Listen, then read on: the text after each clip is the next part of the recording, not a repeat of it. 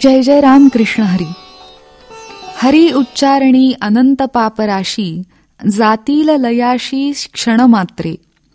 तृण अग्निमेळे समरस झाले, तैसे नामे केले जपता हरी. हरी उच्चारणी मंत्र हा अगाध, पळे भूतबाध भेणे तेथे. ज्ञानदेव म्हणे हरी माझा समर्थ, न करवे अर्थ उपनिषदा. सुजनहो, माऊलींच्या हरिपाठातल्या प्रत्येक अभंगातूनच नामामृताचा झरा नित्य वाहतो.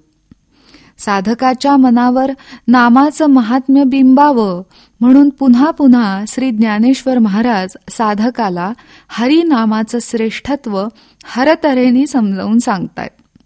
आई वडील, गुरुजन किंवा परमहितैषी स्नेही जसे आपल्या पाल्यासाठी, विद्यार्थ्यासाठी, मित्रासाठी त्याच्या हिताची आवश्यक ती एकच गोष्ट वारंवार समजून सांगतात, त्याच कळकळीच्या भूमिकेतून माऊलींसारखे सर्वच संत जीवाला त्याच्या परमकल्याणासाठी सतत नामाचंच अभिजात महत्त्व समजून सांगतात. याही अभंगात माऊली म्हणतायत की श्रीहरीच्या नामाचा केवळ उच्चार असंख्य पापाच्या राशी क्षणभरात जाळून टाकतो, इतका शक्तिशाली आहे. नामावतारी संत श्री ब्रह्मचैतन्य गोंदवलेकर महाराज म्हणतात, जगात असं एकही पातक नाही जे नामासमोर टिकून राहील. सर्व पापांना समूळ जाळून टाकेल असा दिव्य अग्नी म्हणजे रामनाम आहे. याला माऊलींनी उपमा दिली आहे की वाळलेल्या गवताच्या काडीवर अग्नी पडला म्हणजे जसा क्षणार्धात ते गवत जळून राख होतं, तसं श्रीहरीचं नाम जीवाच्या पातकाला जाळून नष्ट करून टाकतं. पुढे माऊली म्हणतायत की या हरिनाम मंत्राच्या उच्चाराचं अगाध महात्म्य काय सांगू, की हा मंत्र उच्चारताच समस्त भूतबाधा भिवून दूर पळून जातात. समर्थ रामदास स्वामींनी देखील श्रीमद दासबोधात नामस्मरणाच्या समासात नामाचं महात्म्य वर्णन केलंय.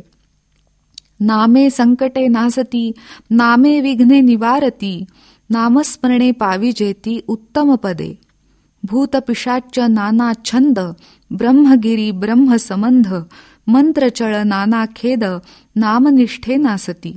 इथे भूतबाधा हा शब्द कोणत्याही अंधविश्वासासंदर्भात नसून पापवासनेनी अतृप्त राहिलेल्या, गती न मिळालेल्या जीवांसाठी योजलेला आहे.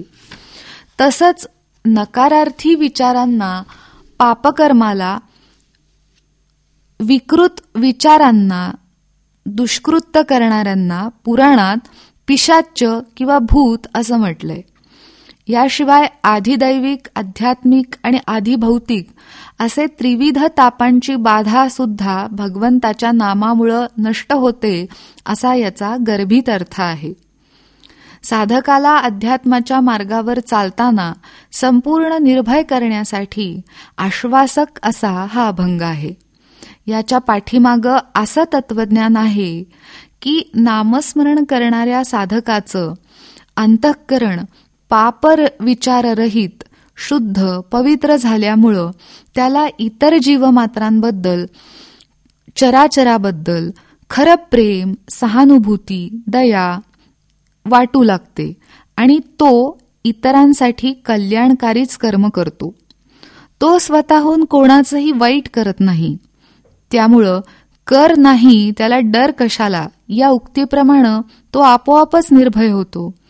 श्री समर्थ म्हणतात त्याप्रमाणे, समर्थाची या सेवका वक्र पाहे, असा सर्व भूमंडळी कोण आहे याचा त्या साधकाला प्रत्यय येतो.